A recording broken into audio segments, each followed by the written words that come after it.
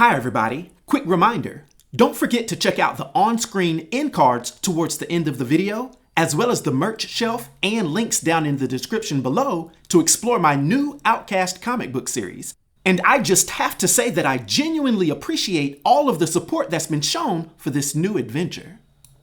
Now let's explore Adamantine. The Marvel Comics universe has completely rewritten what we know about its most indestructible materials. For decades, adamantine was known simply as a mythical golden mineral, the metal of the gods as it's called, forged by Hephaestus and wielded as Hercules' signature golden mace. However, recent comic events have fundamentally recontextualized this concept.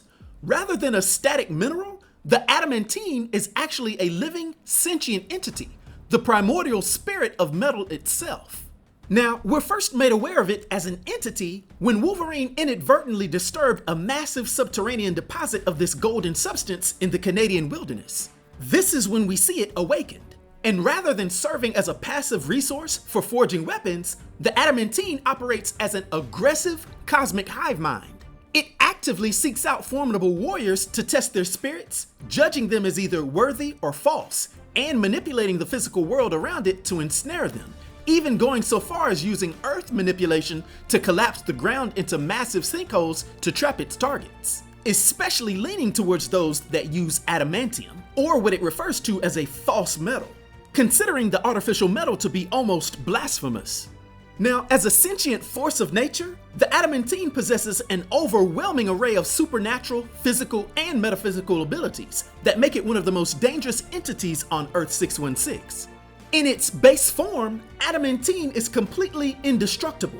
It's entirely unaging and immune to conventional harm, capable of withstanding direct, shattering blows from even Thor's hammer Mjolnir, deflecting devastating blasts of concussive energy, and effortlessly repelling point-blank, high-caliber gunfire.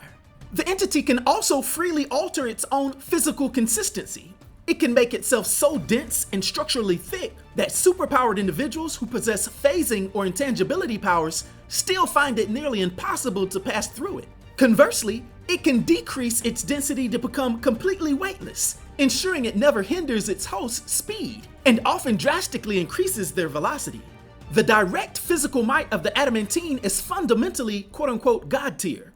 When manifested, its raw structural power is so immense that not even the incredible Olympian strength of Hercules can match it in a direct grapple. The entity also has completely fluid, shape-shifting anatomy. It can form a swarm of metallic tendrils to lash out, bind, and choke its victims. And when manifesting independently, it typically constructs a massive humanoid form that visually mirrors a combination of various ancient Olympian artifacts. It can also sprout a set of razor-sharp claws identical to Wolverine's, though vastly sharper and more durable than true adamantium. Through metal manipulation, the entity assimilates existing metals, especially synthetic adamantium. Upon contact, it initiates a transmutation process, converting those foreign metals into its own golden matter, allowing its physical mass to grow exponentially. However, this converted matter depends on the core consciousness. If a transmuted section is severed from the main body, it immediately loses its divine charge and reverts back to its original metallic state. And that's not it, because when we go on, we discover that once the liquid golden metal enters a biological body, it takes total control of the host. For most individuals, this possession leaves them in a vacant, mindless puppet-like state. However, the adamantine can consciously select a specific warrior to serve as its ultimate avatar. This chosen champion wields the absolute zenith of the adamantine's power while retaining their complete free will, provided their personal goals perfectly align with the metal's primordial desires. The entity can also easily override anyone who has cybernetics or metallic implants. And by taking control of the synthetic adamantium bonded to the skeletons of characters like Cyber, Lady Deathstrike, Donald Pierce, and the Constrictor, the adamantine effectively weaponized their own bodies against them. Now, this next point is very unique because the metal itself acts as an absolute psychic dampener. When bonded to a host, it grants massive resistance to telepathic invasion. This was famously demonstrated by James Howlett, aka Wolverine, whose adamantine-laced skull completely shielded his mind from the focused mental assaults of several of the world's most powerful telepaths, Also, beyond just physical combat, the Adamantine interacts directly with the arcane and the ethereal. It can actively redirect, disrupt, or outright absorb magical forces and raw energy currents. This unique ability allows its physical strikes to bypass traditional defenses and directly injure entirely non-physical entities, including psionic avatars and pure energy-based beings. Now, as we see more of the Adamantine's storyline progress, the cosmic stakes reach their peak with the shocking return of the ancient mastermind named Romulus. Having tracked the mythological legend for centuries, Romulus exploited the outbreak by forcibly extracting and absorbing the raw golden adamantine force directly out of Cyber, Deathstrike, and other possessed hosts. By taking the primordial spirit into his own body, Romulus achieved a terrifying new tier of divine power.